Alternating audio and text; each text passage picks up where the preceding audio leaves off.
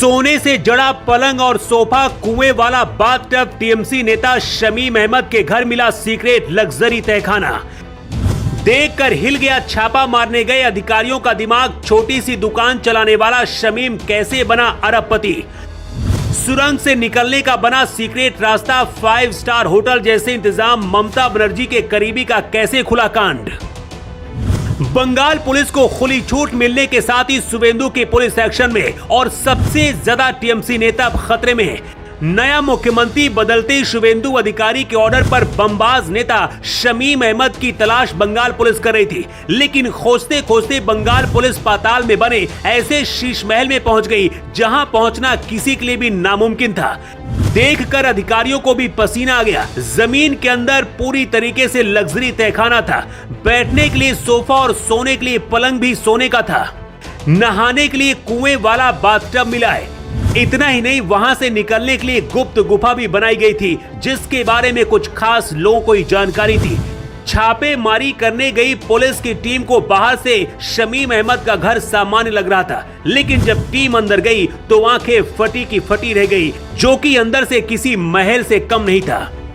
शमीम को हावड़ा क्षेत्र का डॉन या बाहुबली माना जाता है। चुनाव के दौरान टीएमसी के लिए जमीन पर मजबूत पकड़ बनाना, भीड़ जुटाना और विरोधियों के प्रभाव को कम करने के लिए वो कथित तौर पर बाहुबल और सिंडिकेट का इस्तेमाल करता था। साल 2009 तक एक शॉपिंग कॉम्प्लेक्स में मामूली नौकरी करने वाला शमीम 2011 में राज्य में टीएमसी की सरकार बनने के बाद पार्टी में शामिल हुआ। इसके बाद वो हावड़ा इलाके में अवैध कंस्ट्रक्शन सिंडिकेट राज वसूली के धंधे में कूदा और यहां तक आ गया।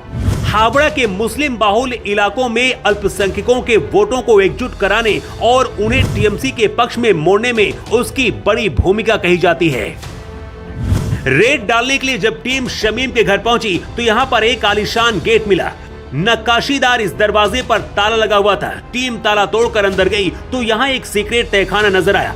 जब टीम तहखाने में उतरी तो नीचे का नजारा देखकर दंग रह गई। यहाँ एक अलग ही दुनिया बसी थी। तहखाने में एक कमरे के अंदर दूसरा कमरा और ऐसे ही रहस्यमयी तरीके से बना था, अगर कोई अंदर जाए तो वो भी खो सकता है।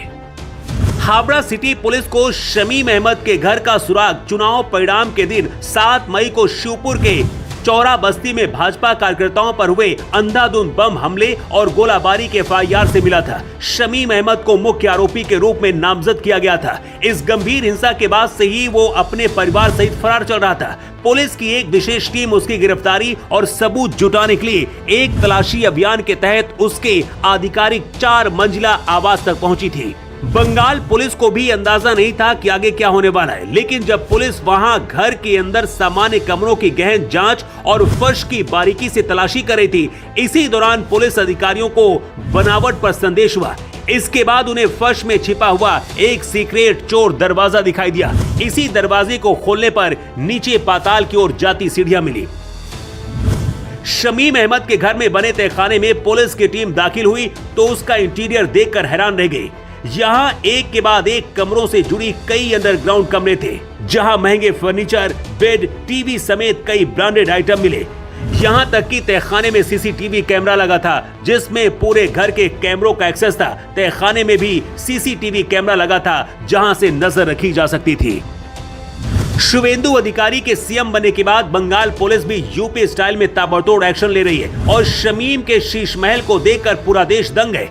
सोचिए, 15 साल पहले एक दुकान में नौकरी करने वाला शमीम टीएमसी राज में 15 साल के अंदर ही अपना इतना बड़ा साम्राज्य खड़ा कर दिया। लेकिन अब बंगाल पुलिस इसका इलाज अच्छी तरीके से करेगी। इसके साथ इसके लिंक भी खंगाले जा रहे हैं। इसके साथ ही ममता बनर्जी और टीएमसी की मुश्किलें भी बढ़ सकती है। शमीम जैसे लोगों पर कैसी कार्रवाई होनी चाहिए? अपनी राय आप कमेंट बॉक्स पर लिखकर जरूर दें।